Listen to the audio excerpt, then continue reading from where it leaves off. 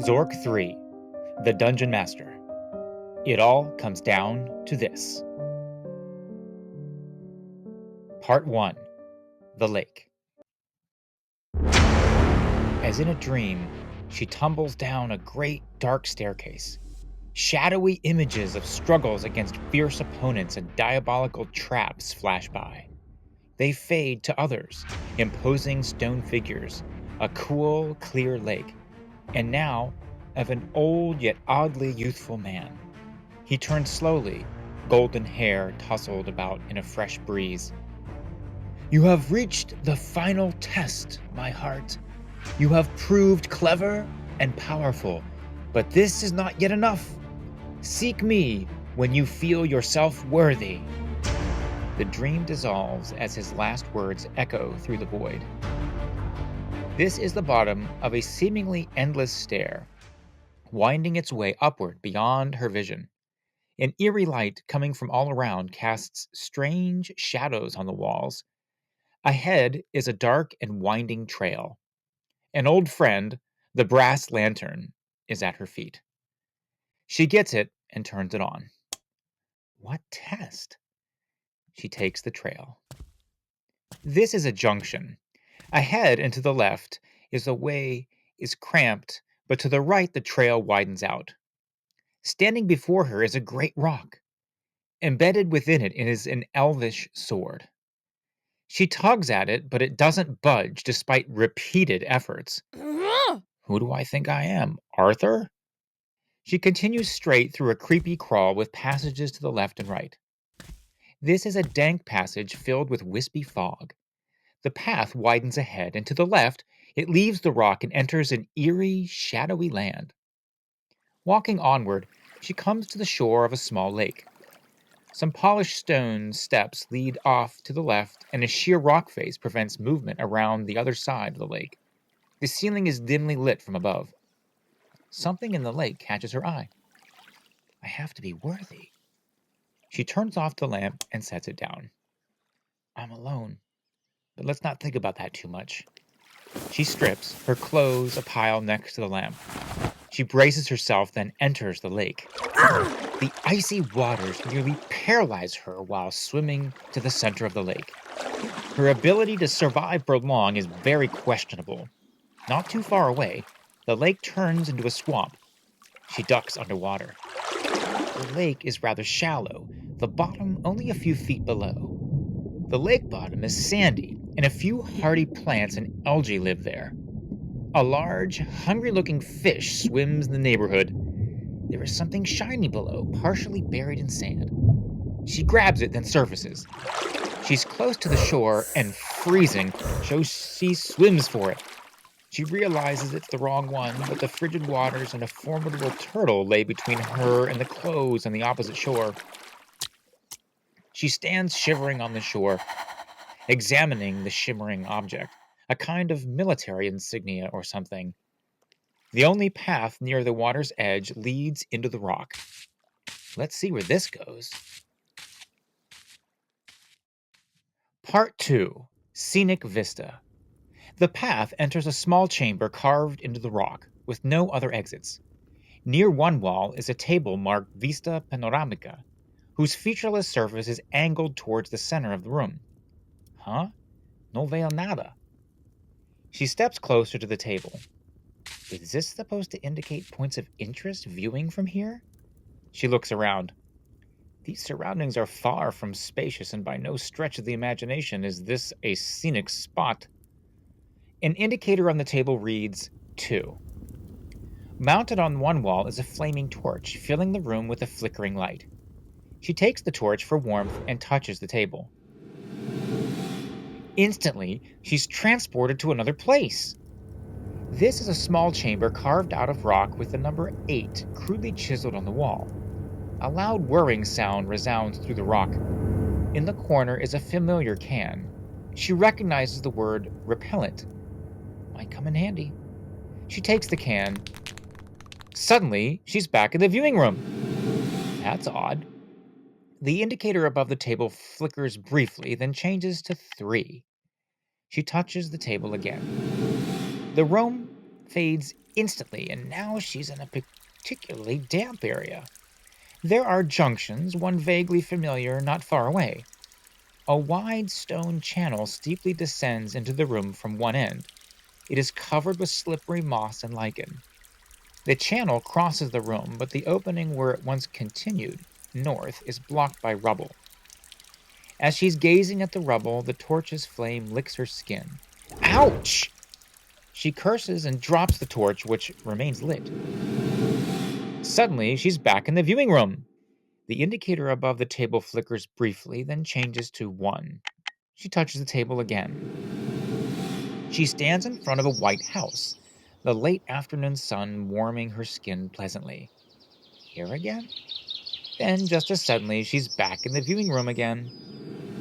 The indicator above the table flickers briefly, then changes to 4. Let's see what that means. She touches the table. This is the interior of a huge temple of primitive construction. Flickering torches cast a sallow illumination over the altar, drenched with blood. Behind the altar is an enormous statue of a demon which seems to be reaching towards her with dripping fangs and razor-sharp talons. A low noise begins behind her, and to her horror, she turns to see hundreds of hunched and hairy shapes.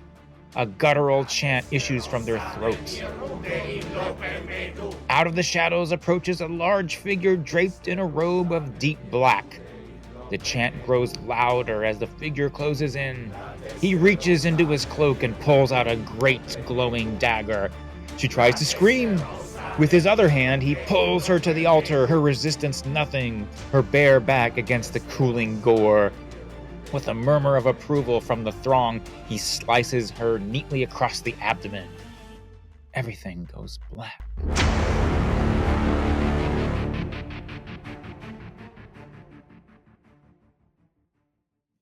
Part 3. The Aqueduct. She awakens crouching on the cold floor in a sparse, windowless room. Cinder block walls painted pale green. A flickering fluorescent light in the ceiling. It's bitterly cold and her skin breaks out in goosebumps. There are 2 doors, one streaked with rust and the other looks like a bank vault. She touches her belly. Cool. Intact. Soon, she hears footfalls in the distance, closer and closer. The door swings open, and before her stands a man of indeterminate age. He is dressed in a dark suit with tie, a few simple bars on one breast, carries something under his arms, and leans on a wooden cane. A single key hangs from his belt. He begins to speak as if in a dream. I have long expected you, though your journey is long and full of peril. Go then, and let me not wait much longer. Some great power wells up inside her. She awakes as if from some deep slumber. She sits at the last step of an endless stair, the brass lamp nearby. How many times can I die in this place? She picks it up, turns it on, and walks in the direction of the lake. En route, she passes the can of repellent, picks it up. At the lake shore, she turns off the lamp, sets it down near the clothes. She eyes the other shore. She's not cold, but knows she will be soon. As she enters the lake, she drops the can for the shock of the cold. She dives to retrieve it, then swims directly for the other shore, the fish or turtle nowhere to be seen. She emerges from the lake on a different shore. Rock formations prevent movement to the right, and a thickening swamp to the left makes going all but impossible. Ahead, where the beach meets the rock formation, there is a dark passage sloping steeply upward. She looks at the chanque repellent, then the dark passage. I'm not taking any chances. She sprays the repellent to herself, now smelling of old socks and burnt rubber. Yuck! She steps into the dark passage, feeling her way up with bare feet and hands. It's pitch black, the ground sloping upward from the lake. To the right, she can barely detect a dim light. She's between some rock and a hard place. The room is lit dimly from above, revealing a lone, dark path sloping down from whence she came. To one side of the room is a small manhole cover. The light from above seems to focus on the center of the room where a single key lies in the dust. She picks up the key and the horrible smell is much less pungent now. She opens the cover, revealing a small hole leading into darkness, and lowers herself down. The hole opens to a room containing a wide stone channel, perhaps part of some kind of water system. The source of water was a waterfall which has long since dried up. Water once flowed along the aqueduct through the room. A dim light from above illuminates, though its source is not apparent. She follows the channel. This is one of the tallest arches of the aqueduct, hundreds of feet above a rocky chasm. The immensity of the aqueduct project is apparent from here. Stone supports rise from the rock floor to form massive arches fading into the distance. The water carrying channel here is wide and deep. There is a military insignia here. She takes the insignia and continues onward. Farther ahead, the water channel drops precipitously and enters a rocky hole. The damp moss and lichen would likely make that a one-way trip. Nowhere else to go. She sits on the cool moss and gingerly slides down. This is a very damp passage, a familiar torch on the ground. So this is where I dropped it? She takes it, still burning strong, and walks toward the junction. Embedded in the great rock is an elvish sword with strained markings. I know where I am now. Enough of this gratuitous naked crap. She walks to the lakeshore, dons her clothes, then considers the lamp. I need to travel light here. She bids the lamp adieu with a kiss. Adios, mi luz. Exploring the polished steps, they lead to a small balcony carved into a near vertical cliff. A monumental aqueduct stretches far into the distance, supported by mighty stone pillars, some of which are crumbling with age. She feels a sense of loss and sadness, pondering this once proud structure and the failure of the civilization which created this and other engineering marvels. Is life but loss? Afterwards, she returns to the junction with its huge rock and sword pointlessly embedded within, then takes a different path.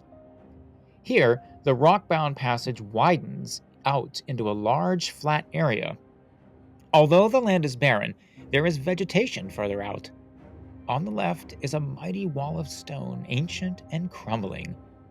Through an opening seeps a thin mist. A trail dips sharply into rocky terrain opposite. She follows the trail. Part 4. The Flathead Ocean. She stands in a remarkable spot. Hundreds of feet above is a gaping hole in the Earth's surface through which pours bright sunshine. A seedling from the world above, nurtured by the sunlight and occasional rains, has grown into a gigantic tree, making this a virtual oasis in the desert underground. Farther out is a sheer precipice, dropping nearly 50 feet to jagged rocks below. The forbidding stone wall to her left continues, crumbling from age. A rope is tied to one of the large trees here and is dangling over the side of the cliff, reaching to the shelf below near a large chest. It seems as if someone has been here recently, as there is some fresh bread beneath the tree. Good God, I'm not alone? Do they see me? She seems to hear, far off, the sounds of the sea. The bread looks delicious, but she's still unnerved at the idea of having been seen, as well as recovering from a recent apparent evisceration, and therefore doesn't have much of an appetite. She uses the rope to climb down to the chest. She realizes too late it's a one-way trip. Ah! She stands on a rock-strewn ledge near the base of a tall cliff. The bottom of the cliff is another 15 feet below. She has little hope of climbing up the cliff face, but she could scramble down, though it's doubtful a return trip is possible. A long rope dangling from a tree branch far above is within reach. The chest is closed and locked at her feet. At the edge of the cliff above, a man appears. He looks down and speaks. "Hello down there. You seem to have a problem. Maybe I can help?" He chuckles in an unsettling sort of way. "Perhaps if you tied that chest to the end of the rope, I might be able to drag it up for you. Then I'll be more than happy to help you up." He laughs again. Can I trust this guy? He seems innocent enough, but that laugh. She takes the chest, then ties it to the rope. What do I have to lose? The man above looks pleased. Now there's a good friend. Thank you very much indeed. He pulls on the rope, and the chest is lifted to the top of the cliff and out of sight. With a short laugh, he disappears. I'll be back in a short while, are his last words. She waits, wondering if she made a mistake. That's definitely the sound of the ocean. No mistake. A familiar voice calls down. Are you still there? He bellows with a coarse laugh. Well then, grab onto the rope and we'll see what we can do. The rope drops within your reach. She grabs it. The man starts to heave on the rope, and within a few moments, she arrives at the top of the cliff. The man removes the last few valuables from the chest and prepares to leave. You've been a good sport. Here, take this for whatever good it is. He gestures to the chest. I can't see that I'll be needing one. In the bottom of the chest is a plain wooden cane and a canvas bag.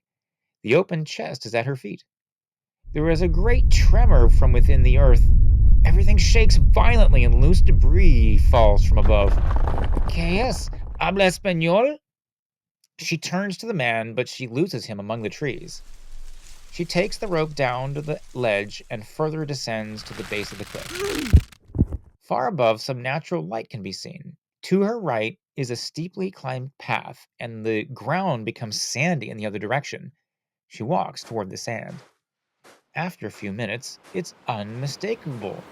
She's approaching a shore. This is an amazing underground sea, vast in scale and renown. There is a heavy surf and a breeze blows on shore. Quicksand prevents further movement along the coast. A thick mist covers the ocean, which extends over the hills, rising steeply behind her. Okay, wow! She takes a deep breath. The sea is fresh water. She kneels and drinks. When she looks up, passing alongside the shore is an old boat reminiscent of an ancient Viking ship she remembers from books. Standing on the prow is an old crusty sailor peering out over the misty ocean. Hello, sailor, she says with a thick accent, smiling at herself for her cheeky joke. The seaman looks up and maneuvers the boat toward shore. He cries out in Shakespearean timbre, I have waited these ages for someone to say those words and save me from sailing this endless ocean. Please accept this gift. You may find it useful. He throws something which falls to her feet in the sand, then sails on towards the west, singing a lively but somewhat uncouth sailor song. The boat sails silently through the mist and out of sight. She picks up the vial. It looks empty, but is strangely heavy. She walks towards the hills. Part 5. Land of Shadow. This is a land of dark shadows and shallow hills, stretching in all directions. She keeps walking. All around are gentle hills and eerie shadows. Far above, shrouded in mist, is the ceiling of the enormous cavern that spans this entire land. There are quiet footsteps nearby. She wanders. The ground becomes softer as she progresses. Through the shadows, a cloaked and hooded figure appears, blocking her way and carrying a brightly glowing sword. From nowhere, the sword from the junction appears in her hand, wildly glowing. I can't kill again. She can't see its face. She hesitates, and in that moment, the figure attacks. She's wounded. She swings, but the figure is on guard and blocks her attack. He lunges, and she suffers another wound. She stabs again, but misses by a mile. The figure swings its sword and sends hers to the ground. Although she's defenseless, the figure reaches for her sword and hands it back, nodding grimly. I can't do this. The hooded figure tries to sneak past her guard, but she twists away. She slashes half-heartedly and is surprised to have found purchase. Her sword badly wounds the hooded figure. The hooded figure attempts to thrust, but in its weakened state, it's a futile attempt. Who are you? She approaches the figure and, when it provides no further defense, slowly removes its hood. She recoils in horror at the sight of her own face, weary and wounded. It smiles faintly, and then the face starts to change, very slowly, into that of a man of indeterminate age. The image fades, and with it, the body of her hooded opponent. The cloak remains on the ground. When she looks again, it's a pair of dark pants, matching jacket, tailored shirt, and dark tie. Is that underwear? Indeed. Men's, but clean. Ready for a change after all this adventuring, she leaves her old clothes behind and dons the suit. I wish I had a mirror. She returns to the ocean for one last glimpse of such a spectacular sight before walking back to the cliff, following the path upward to a hairpin loop. This is a sharp turn on a narrow and steeply sloping path, strewn with boulders of various sizes. The path climbs sharply towards a desolate plain. She continues upward. She walks back to the great rock which once held the elvish sword now in her hand, through the damp passage again, and then a tight squeeze to a narrow passage. She stands up in a chamber of breathtaking beauty. Mighty stalagmites form structured shapes of rock encrusted with crystalline formations. Phosphorescent mosses, fed by a trickle of water from some unseen source above, make the crystals glow and sparkle with every color of the rainbow. A constructed passage leads off to her right. She walks in that direction. The passage leads to the north end of a large hall with a vaulted ceiling. A long, tiled hallway leads through a tall arch. Although the origin or purpose of this room is unclear, there is a large rendering of a royal seal of some kind carved on the wall. At the far end of the hall, dust and debris from a recent earthquake litter the floor. On one side is a great iron door, rusted shut. Off to the side, however, is a gaping cleft in the rock, and behind, a cleared area. She steps through the cleft. This is the entrance to what appears to be a kind of museum, the finest and grandest of its kind. To the right, after a few steps, is the entrance to what appears to be a kind of game room. Straight ahead, through a stone door, appears the Imperial Archives. A wooden door to the left is open and leads to the Museum of Technology. She goes up the stairs and opens the stone door. This is a high ceiling chamber in the middle of which sits a tall, round steel cage, which is securely locked. In the middle of the cage is a large pedestal on which sits three parchment documents of some kind and an ancient quill pen, which presumably once scratched the surface of these scripts. She knows little English, but she recognizes the flowing script from history books. The U.S. Constitution? Where am I? She walks to the Museum of Technology. Part 6: The Gold Machine. This is a large hall which hosted the technological exhibits of the Underground Empire. Behind her, the door remains open. Directly in front is a large gold machine with a seat and console in front. On the console is a single button and a dial connected to a three-digit display on which reads 262. The machine is surprisingly shiny and shows few signs of age. On another side of the room is a strange gray machine, much like a washing machine. On the other side is a powerful looking device, a tight tangle of black wires, pipes, and motors. A plaque is mounted there. The wording is fading, however, and cannot be made out clearly. These two machines, they appear to be in bad shape, rusting in many spots. She takes a seat behind the console. The dial only goes backwards. She risks 242. After a brief period of disorientation, her vision returns. Everything seems newer. Is this a time machine? Everything she is holding is gone. She dials back to 262 and presses the button. When her vision returns, everything she was carrying is on the ground. She laughs to herself. They say you can't take it with you. Maybe when you die, you're just time traveling. Let's see what those papers once were. She pushes the machine on noiseless wheels through the door and over to the archives. She dials up one and presses the button. The period of disorientation gives way to a high ceiling chamber, in the center of which is the platform on with three fresh looking parchments.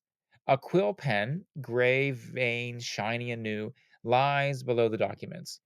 The room is, by appearances, unfinished.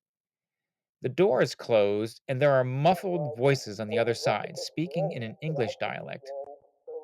They are in a heated debate about the merits of an oppressive dictatorship, men, executing trespassers, and a carnivorous diet.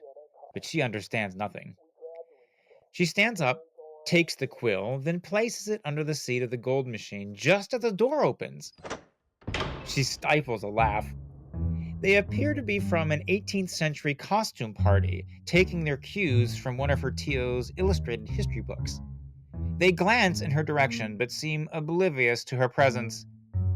I'm used to being invisible, but this is new. They walk past her and stand before the platform.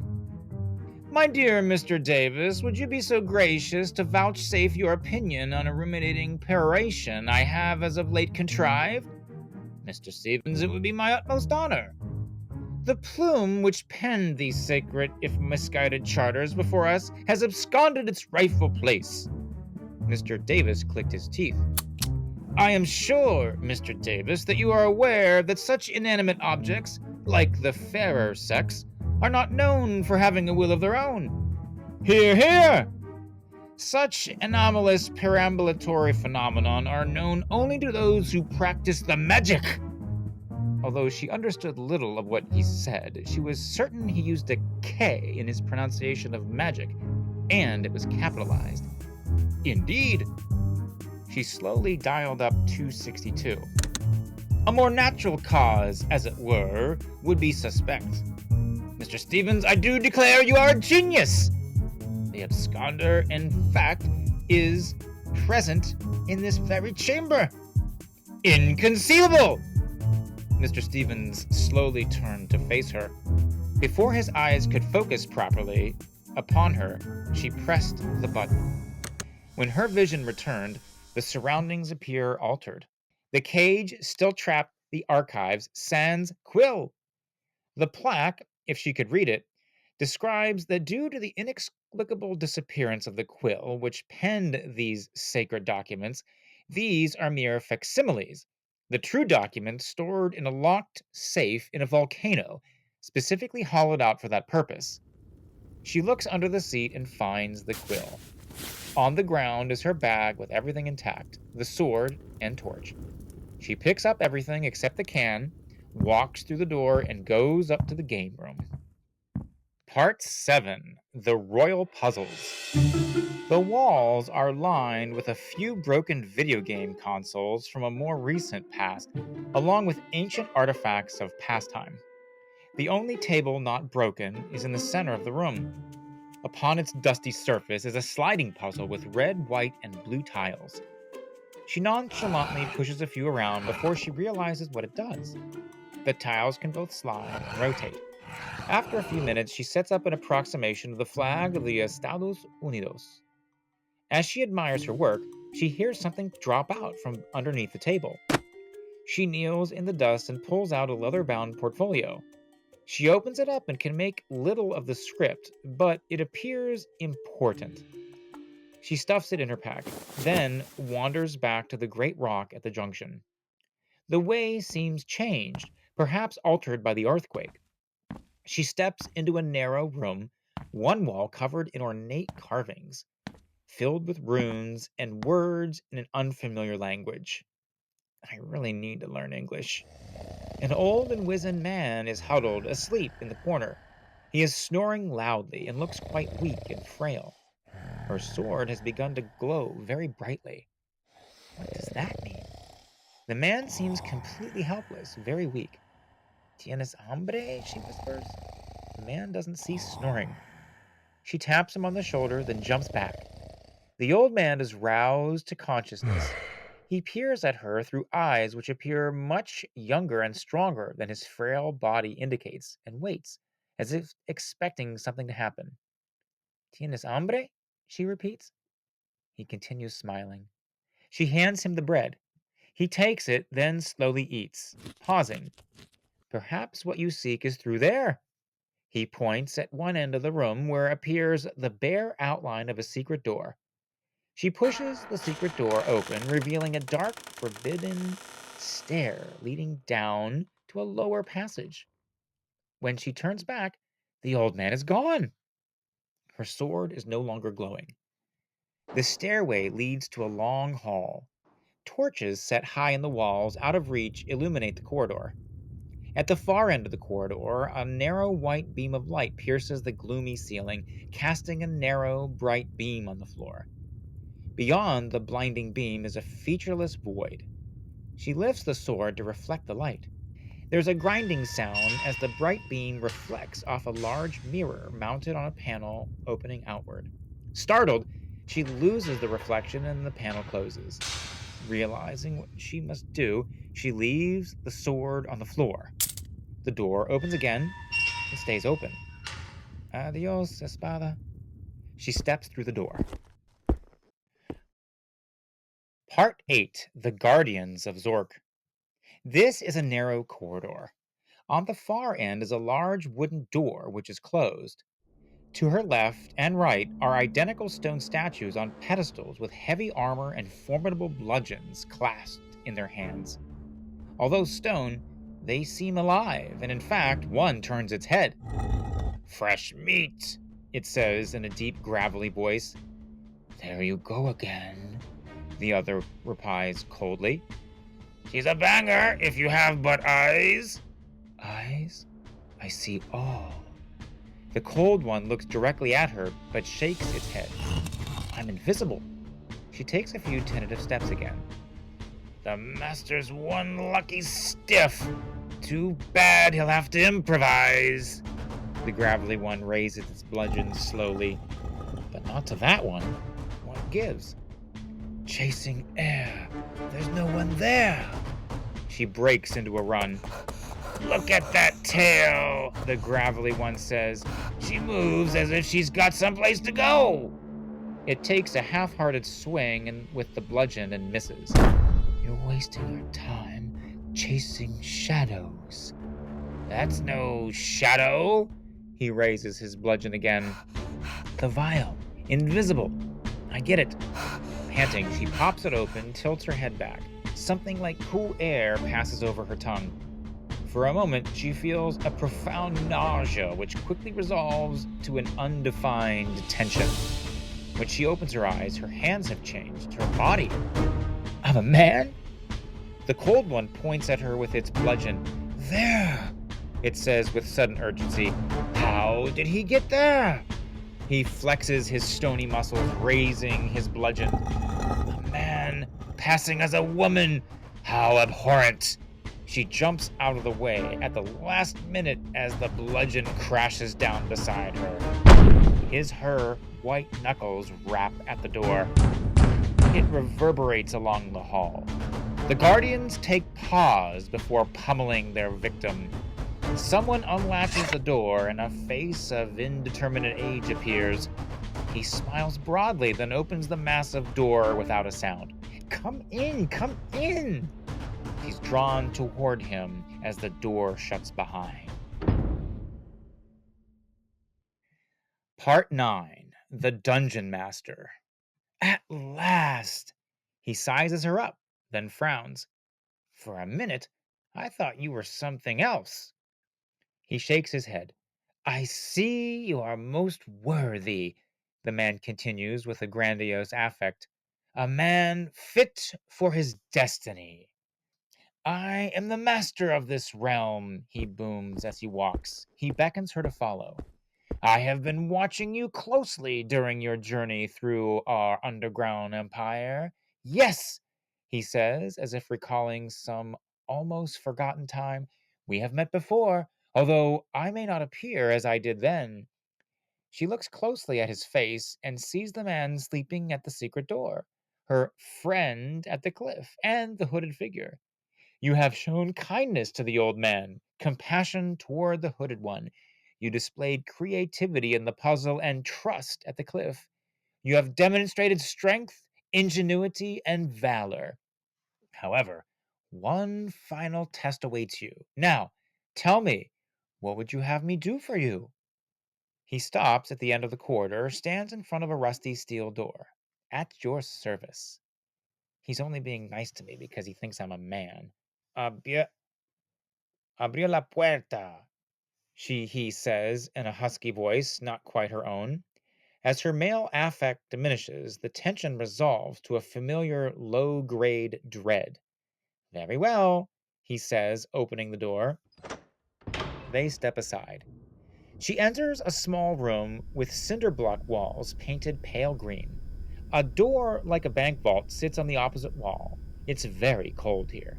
She feels more herself again. She remembers the key in her bag. It slips easily into a keyhole in the middle of the vault. A barely audible click predicates the massive door suddenly unbolting and jerking open an inch. She pulls open the vault door. It opens slowly, noiselessly. A massive treasure lies inside the massive, well-lit vault. Gold, platinum, bars stacked to the ceiling, piles of gemstones, stacks of green bills. This is all yours and more if you so choose. Then she realizes who he really is. Part 10. The Imp. Wait, you're a girl? He seems mildly offended, pointing. Yo soy una mujer. So it is, so it shall be, he seems to say to himself, shaking his head. ¿Dónde está ella? ¿Dónde está Juliana? He shrugs. Damned if I know. She never understood me. She has her anchor baby now, so what am I to her? Bebe? A daughter, my sources tell me. But really, someone in my position and age really shouldn't have children. But, he chuckles, when you're a star, they let you do it. You can do anything. She can't quite understand what he's saying. ¿Dónde está Juliana? Somewhere far away from here. What's it to you? Mi Juliana.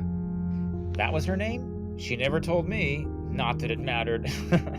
Well, she's long gone. Doesn't want to be found. Believe me, I tried. He gestured expansively. You don't need her when you have all this. Okay? These are all for you. My replacement. That and so much more. She didn't understand. Replacement. Replacement. My God, don't you know any English? He sighed, then muttered to himself again. There really wasn't anyone else. I didn't make the rules. He chuckled. Well, actually, I did. Patronizingly. You're much like me, despite the fact you're a colored woman. My people were considered invaders at first, but the realm we encountered only yielded to brute force. Those heathens wouldn't listen to anything except steel and lead. Those were dark times, yes. Yet we subdued the land and wrestled from it riches beyond imagination. Riches that are now yours. She made a face. Don't think we are so different. Like me, you're a killer, a thief, and a redeemer. We're the ones whose stories are carved in stone. Stone! What is more lasting than stone? He seemed less interested in her answer than to keep talking. You're a good listener. Take heed. Look at yourself. He pointed, and a mirror appeared on the wall, or was there all along. She saw herself, dressed in a dark suit, looking very much like an amateur mariachi, sans sombrero and instrument. I don't look so bad. What am I doing here? You have the nuclear codes. You have my suit, my rank. You are worthy. Just say the magic word, and I will hand over the reins of this realm. Then rest in peace. Who knows? Maybe you can find your friend. You get to call the shots after all. Quiero ir a mi casa. But mi casa is su casa. You can't be serious. You're no different than that bumbling fool of a wizard.